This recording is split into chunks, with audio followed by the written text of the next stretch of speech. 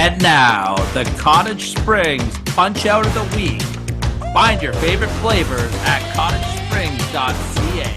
Springs Punch Out of the Week. Punch out! Got to thank our good friends at Cottage Springs, as always, for providing you with this episode of Count It Out with Mike and Tyler. Now, before we get into what my moment of the week is, let's talk a little Cottage Springs. Now, Van, I know you're a big Cottage Springs fan. I'm a big Cottage Springs fan. I got some in the fridge right now. I could go grab some. And to be honest, I'm pretty parched, so I might. Well, if you go grab one, I'll throw the question to Holden then. I There want to you know, go. Holden, are you a big fan of Cottage Springs? Have you had to try any of their beverages? I do not believe so because every time you mention it, I think you're going to say cottage cheese. So Well, let me give you some recommendations to get you in the please. right direction because, I'm a big believer. Like, if I'm going to promote something or if I'm going to work with a company, that I need to enjoy the product. I'm not just a shill. I won't just be like, hey, whatever. Cottage Springs is something that Mike and I have drank on this show for years. We have Oh, I've got, had cottage springs before, actually. yeah, okay. I recommend, if you have not tried it, the strawberry kiwi water is phenomenal, and the brand new Springers are incredible as well. They're like these little mini cans, and you put two or three of them back, and they put you where you want to go pretty quick. This week I've got the blackberry lemon. It's their new punched up there, 7% in the can, and it's quite tasty. So that is my Cottage Spring recommendations for you, my friend, for this summer coming up. I have had the watermelon one before, Mm. but in honor of this, if Van Landen wins on June 8th, I will drink and promote a different cottage spring every day for a week to Look at celebrate Van that. Landen's victory. We will collaborate on that. I will put that on our counted out page as well. I will promote that So with it's all you. in Van's court. He needs to win. Well, you better win, Van, because we got a lot of people banking on you now. Um, so yeah, that's my Cottage Spring recommendations, June 8th. But I'm gonna get in. Oh, there he is. Oh, Oh, I hope your cardio is better for Von Vertigo with you running there gassing out like that. I had to carry this on my back. Oh, the whole box. Yeah. Raspberry lime. Well, in case I needed a top up, this is the Van Landen seal of approval. You got Bill Apters on this podcast. You got Van Landen's on vodka water raspberry lime from Cottage Springs. Cheers, my friends.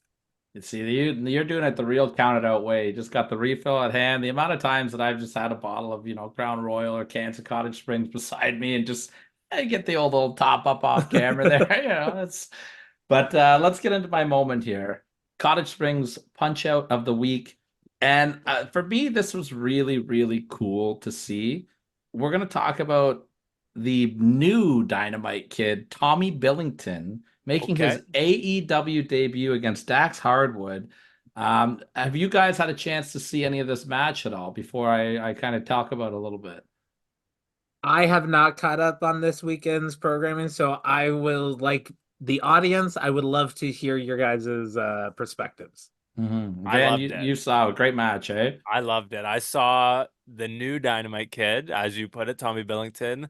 And what a just downright old school wrestling match. I think there was something very cool and nostalgic about seeing, especially young Dynamite there, with a facial resemblance so alike to the original Dynamite. Throwing down in Canada against a technician like Dax the Axe, I thought was incredible. You hit the nail right on the head, man. You put a picture of young Dynamite Kid and young Tommy Billington beside each other, and I would tell you they're twins. And this match gave me some old school Stampede wrestling vibes to it. It was hard hitting, but even before the match started, just hearing that old British Bulldog music play over the speaker system and having him walk out, that was cool, man. That was really cool. But then they start out great mat wrestling, which they did that thing where I think Dax was working a hammerlock, and like Tommy would like reverse him and then they would roll, but Dax still had the hammer. I love those spots. Like I always love when they do it with headlocks, but to see it evolve with a hammerlock, which is so much more talented than I've seen that spot, those sequences done before, which I thought was awesome. And then, the match builds and the chops are getting harder. And, Dax kind of takes over and Tommy's got a bloody lip. And they did all these throwback spots to members of the Hart family, which I thought were super cool. Like they did the old dive crossbody where they both flip backwards over the top rope, which him and Brett used to do back in the day in Stampede.